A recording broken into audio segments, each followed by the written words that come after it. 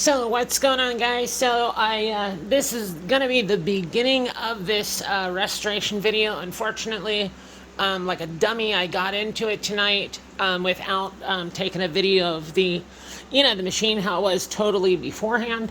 But at this point, I'm basically through the mechanical assembly. Like all of this stuff is all. I actually had this off, cleaned in here. Took the dripper off and then went through and basically took it over in the degreasing tank, cleaned it up really good, got everything working the way it should be again, oiled it up, and it's sitting over here. So that's all nice and pretty. So that's how far I got into it so far, guys, in this video, unfortunately. I'll restart the video once, I'm a little bit further along. Basically, what I'm going to do right now is tear out the electrical system. So if you look, there you go, that old switch, and they got wiring that actually runs through the tube and out the other side of the rusty tube where the wire can rub. So I'm going to rip all that stuff out and then, put in new wiring for the motor, because the motor is still in really good shape. And we'll go from there. But there she is about, 2 hours in.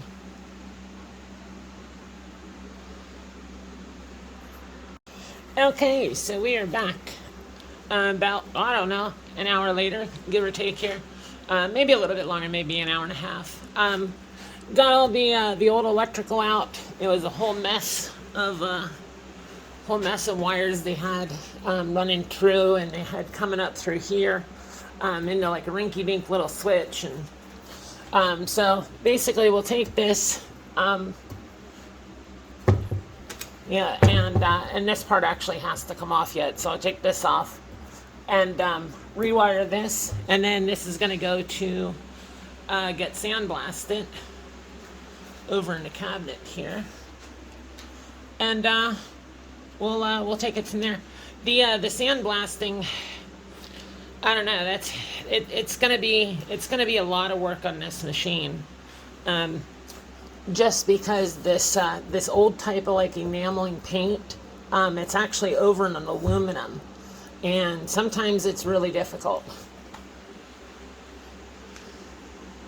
So plus you got all this crust needs to come off.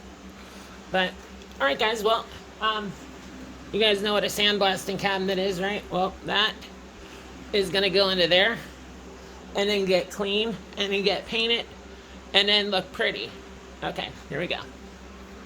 Yo, what's going on, guys? Okay, so we're back here. It's actually a few days later. I had a little bit more time here tonight to start working on this flat lap. So I thought I'll conclude the first video at the end of this. I'll place them all together here.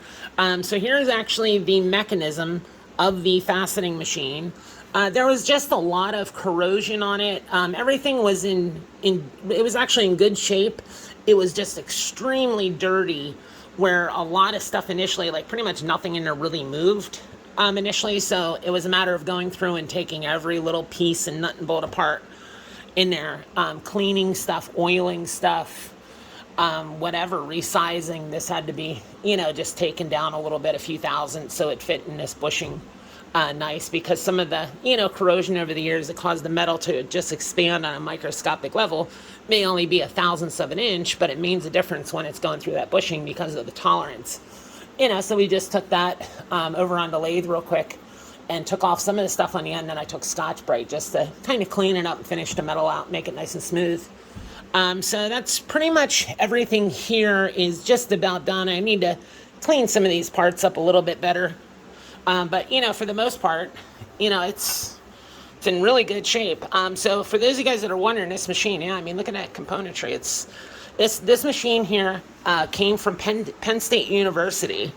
It's an 8-inch fastening machine, but it can also be used as a flat lap, or even to cut cabs on, if you want to. this exact same make and model machine. It was actually the sister machine to this. I had bought off my friend Tom years and years and years ago, and it was my very first machine when I first started. So I know the machine very well. Mine didn't have any of the fastening heads on it anymore. That stuff was all gone. Or no, that stuff was there actually on mine. But anyways, it was a really good, robust machine overall. So I can speak very, very highly of these. That's why I'm taking the time to actually restore this machine, guys, because, you got surface rust down here, and what that's from is from sitting. This machine sat on the floor in Tom's garage on the concrete floor, and I think just the moisture. It's not bad rust. It's more just surface rust. Most of it you can actually take off with a wire brush, but we're going to sandblast it down, make sure we cover up the bearings and stuff. I actually want to pop that bearing out. Excuse me. And go through, get this thing prepped out, and then take it over to the cabinet, sandblast it down, and then go on to the next step. So we'll probably start the next video after it's sandblasted down, but you can see the condition it's in now. We're pretty far along on it. So once again, if any of you guys are looking for a fastening machine or a flat lap, this one will be available within probably a week. I do have this fastening machine right here. It's all ready to go. That's this piece of tape I have on there. But that thing's all ready to go. You need your dops and stuff like that. I did a video on it. But if anybody's interested, this is actually a really good fastening machine. It's a Graves Mark V. So if anybody's interested, let me know. This one's already done. This one here I'm doing a full restoration on.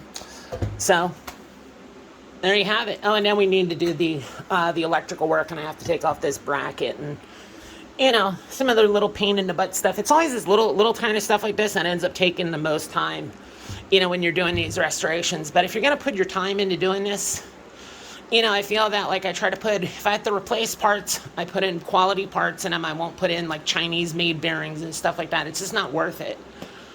So in these machines, when they go out to you guys and you guys start using them, yes, you're buying a used restored machine, but the way how robust these machines are built, these machines are going to last you far longer than something, a new one. If you look at just the construction of, say, like a newer flat lap alone, they're all made out of plastic. You look at a machine like that, that's all heavy cast aluminum. That's a solid piece of aluminum. So it's a very strong design. It's not flimsy. It's got steel legs on it. No big deal. But overall, may not look like one of those high-techs, with the shiny labels on them and stuff like that. But I'll tell you what, an older machine like this, a heavy, beefy machine, when you're cutting stone, will always outdo a light, kind of flimsy, flimsier machine. So, all right, guys. Well, hey, there you have it. I got to get sandblasting. It's actually kind of late. I just had a couple extra hours, so try to jump on this and get as much done as I can. If I can get it sandblasted down tonight and have it prepped for paint, that would be perfect. And then maybe tomorrow, if I got a little bit of time, I'll start shooting paint. I already have I have an arbor over there, actually, sitting on the edge of a trash can on a piece of wood, just letting the paint cure. So, yeah, on to it. All right, guys, hey, thanks for watching. You got any questions, comments, concerns? Think I'm an idiot? Comment below. You're not going to hurt my feelings. And I'd show you my little crazy dogs, but I have no idea where they are. Probably over Atlanta.